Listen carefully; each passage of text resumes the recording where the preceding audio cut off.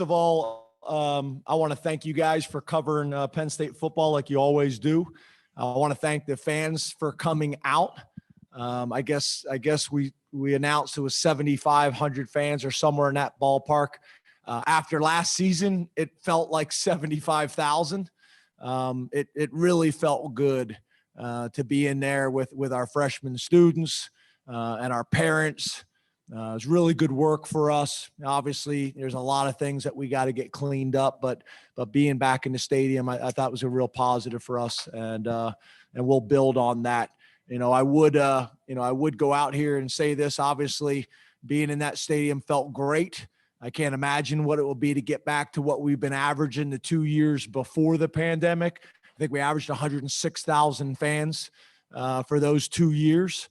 And, whatever we have to do to get that stadium back full. And that's for our community. That's for the state of Pennsylvania.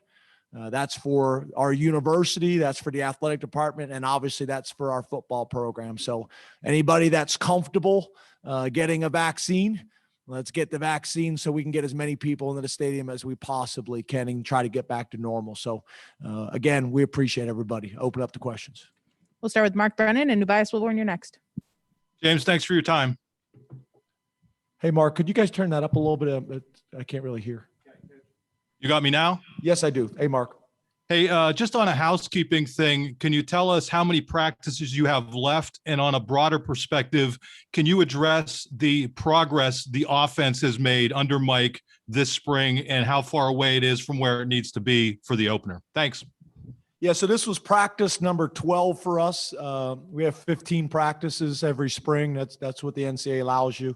So we'll get all 15 in. I think we've made great progress. I mean, obviously there's a bunch of things that we still got to get cleaned up, operationally, assignment wise. But we've gotten a lot in. We're doing a bunch of different things that are challenging for our defense. It's a great battle between our offense and defense, the personnel every single day. Cause it's not only what you do on offense, it's all the different looks that you have to prepare for as well from our defense and vice versa. So, I think we've laid a really good foundation. These next 3 practices will be important because we've been heavy install pretty much for 12 practices. This will allow us these last 3 to kind of go back and refine some of the finer details. And then I think the thing I've always felt is, the run game is something that you'd like to leave the spring feeling good about because it's hard to make improvements in that before you get back to training camp. But the passing game, there's a lot of things you can work on your own, the rest of the spring and the summer. So I like where we're at, but there's still plenty of work to be done. Nubias Wilborn, and then we'll go to Corey Geiger. Hey, James, thanks for the time. And it was good to see some people in here. My first time seeing people in here. Yeah, it was unreal, Bias. It was unreal. Felt great. Yeah, man. Then from there, you mentioned you have 3 practices left. When are those, and what do you think about your quarterbacks? Yeah, so it's our normal schedule. So I think we'll go again on Monday. We'll go again on Wednesday, and then we're going to go on Friday. That's how we had it normally. That's how we had it scheduled. So we'll go Friday, probably Friday night, because I always like to get some practices in the spring as well as in summer camp under the lights, because I think that's another thing to get used to. And then, that'll allow our guys to finish up strong academically and have the weekend to prepare for exams or whatever else they got coming up. So, obviously the quarterback work is what is important. I think Sean's done some really good things this spring. I think, Mike has really been impressed from what I've seen in terms of Sean's approach. It's really important to Sean. He works really hard at it. He prepares like you're supposed to prepare. And then you got 2 somewhat inexperienced guys that need 1,000 reps. I'm sorry, 3 inexperienced guys that need 1,000 reps. So, we'll be smart these next 3 practices. We'll have a plan from now till summer camp, and then have a very specific plan for summer camp as well, so that, when we open our first game, that we're ready to be hitting on all cylinders. But, so far, so good. Corey Geiger, and then Rich Scarcella. James, you have spoken so highly of Kalen King. Can you specify just one or two things that made him so ready for today and this spring? Well, I think a couple things. He is physically ready. You know, he's a guy that's come in and is already physically developed from a weight standpoint and from a strength standpoint. He's also a very mature. Him and his twin brother, both very mature. They know how to prepare. They know how to compete. They know how to work. You know, they go to, one of the most successful high school programs in the United States, Cas Tech, that I think had them prepared on the level of competition that they play in a really good, league in Detroit. And then on top of that, he's got ball skills. You want to recruit guys that can play both sides of the ball. He's got tremendous confidence, in his talents. And he's got ball skills. And I know this sounds strange. I know this sounds funny, but he's made some great plays on the ball. But some guys like him, the ball just likes them.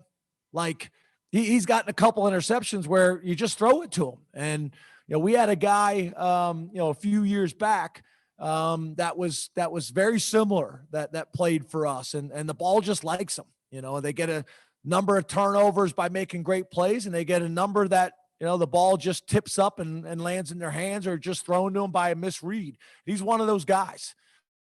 Part of it is he's always around the ball, and I think he's got a pretty good understanding of what we're asking him to do from a scheme perspective. But you just continue to see what you guys saw today isn't new. We've seen it all spring. Rich Scarcella and then Audrey Snyder. Hi, James. Hey, Rich. What have been your impressions today and throughout spring of Kevon Lee and your offensive line? You said this spring. He's muted. Kevon Lee and the offensive line. Yeah, but did he say this spring and last spring or just this spring? Hold on. Could you unmute him, please? Yep, I'm working on it. Okay. Today, your impressions of Lee and the offensive line today and this spring. Gotcha. Okay. Thank you. Yeah. Kevon is your, typical 237 power back in the Big Ten that is always running north-south. Me and Mike were talking about it the other day, and Jaywan, he's the guy that you look at the end of the game and you think he played pretty good, but he's got 115 yards and 2 touchdowns because he's just north-south and he's always falling forward. So a run that's supposed to be 4 yards, he gets 6. Run that's supposed to be 5 yards, he gets 7. He's that type of back, and he's got really good vision. And I think he's doing a better job of understanding who he is. It was times last year where he would try to bounce things, and that's not really who he is, at least at this stage. Now he'll bounce a thing, but as soon as he bounces his read, he sticks his foot in the ground. It gets back north-south again. So I think he's had a nice spring. I think the offensive line has really done some nice things overall this spring. We'll have to watch the tape from today. I thought Brent, like he always does, did a pretty good job of overloading the box to make some of the run situations challenging. And that's where we were able to have some success getting the ball on the perimeter in some of the RPO type plays. But pleased. I think Trout's got that group, really headed in the right direction, and Mike Miranda and Rashid have done a great job from a leadership perspective. Audrey Snyder, then Dave Jones. James, along the lines of wanting to have guys who can play both sides of the ball, we saw Marquise Wilson at receiver today. When did you guys make that switch? And also, I didn't see Jair Brown today. How has he done this spring, and is everything okay there? Yeah, so with Marquise is a guy that we've been really talking about since we recruited him about the possibility of playing both ways. Kind of my philosophy is once you really have established yourself on one side of the ball, that I'm open to discussing, playing both ways. KJ wasn't happy about it. KJ came up to me because he thought he should have played DB. I told him if he came back that last year, we would have. But with Marquise, it's partly that, but it's also Marquise has got great ball skills. He's got tremendous confidence in himself. and we're looking for a few more playmakers at the wide receiver position. So we made this change about a week ago. It's something we've probably been discussing for about a week and a half, and then we made the change, brought Marquise in. We don't ever tell a kid where to go, but we bring him in and talk about what we're thinking and see if he's open to it. And he was awesome. He's still figuring it out right now, but he's already shown some flashes in practice and done some really good things. So we'll continue to build there. I also think, the Kalen King's development and Johnny Dixon coming in. We feel like we got pretty good depth at the corner position, so it allowed us some flexibility that factored into it. And then Tig was not available today, from a health perspective. And as you know, we'll leave it at that. Dave Jones, and then we will go to Tyler Donahue. James, do you think there's anything intrinsically that gives a team confidence when they have bookend tackles? Walker and Wallace seem to be a possibility of that happening this year.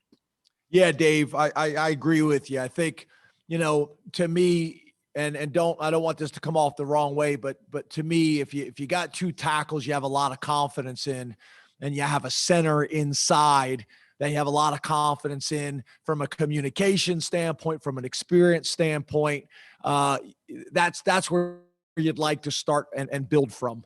Not that the guards aren't important. They are critically important, but you'd love to have a center and two bookend tackles to maybe help some inexperienced guards, from a communication standpoint, from a call perspective, and to help those guys kind of develop and grow. We also have some guards that we think very highly of as well. So, but I do think your point is a good one.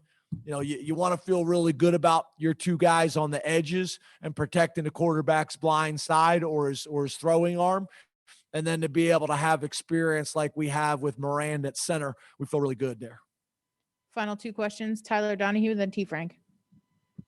Hi, James. You've talked a Hi, lot. Tyler. You've talked a lot about the importance of going into a season, not just with the starting quarterback, but with a defined backup quarterback who's ready to win you games. Do you feel like you found that guy this spring? And how would you assess what you saw from Taquan and Christian today? Yeah, I think, it's hard to say that when you have guys that haven't played significant game reps. It's hard to say that you feel that way because you never know until guys get in there. And that's why I think being in Beaver Stadium today was important for us, because it's different. It's different than being out there at the practice fields at Lash. So, we'll try to do this again next Friday night. I think that'll be important for us as well. But both Taquan and Christian both show some really good flashes of understanding what we're trying to do, how to operate the offense the way Mike wants it run. And then also, the ability to make some plays and have the vision to read a defense and then deliver a throw. And, Taquan, this spring has probably had as many, of those kind of wow throws as anybody. Sean's had a bunch of them. Taquan's had a bunch of them, and Christian has as well. So, but until you get that experience, it's hard to say, that you feel great until they've done it. That's why, you look at some of those backup quarterbacks in the NFL that, they're the backup and they can come in and win a game. Those guys play in NFL for a long time because they've gone into games and show that they can get the job done. So, we got some work to do there, but we feel really good about our guys and we feel really, really good about the guy coaching them. Last question, I'll go to Thomas Frank Carr. Hey, James, are you still looking for an explosive? Can you hear me? Yeah. Hi, T. Frank. Hey, how you doing? Good, man. Good. Are you still looking for an explosive element to your running game? You mentioned Kevon Lee's consistency, knowing who he is. Are you still looking for that dynamic punch to the 1-2 punch? Yeah, and that's part of the running back, whether it's Kevon breaking tackles to create those explosive plays. And he runs better than you think, to be honest with you. Just, you don't think that way when you got a 237-pound back. But we got a bunch of backs that we think that can provide that. And that's part of the backs either breaking tackles or making people miss. That is the O-line and tight ends creating space for those explosive plays. And that's also through scheme. and that's what RPOs are all about. And what Mike calls the TTOs, which are like the triple option type things, where you're putting people in conflict and creating space that way by making people defend 53 and a third. So the explosive plays in the run game will come kind of through all those things. Thank you very much, Coach. Awesome. Once again, we appreciate everybody. Have a great weekend. Thanks for coming out and covering Penn State football. See you guys.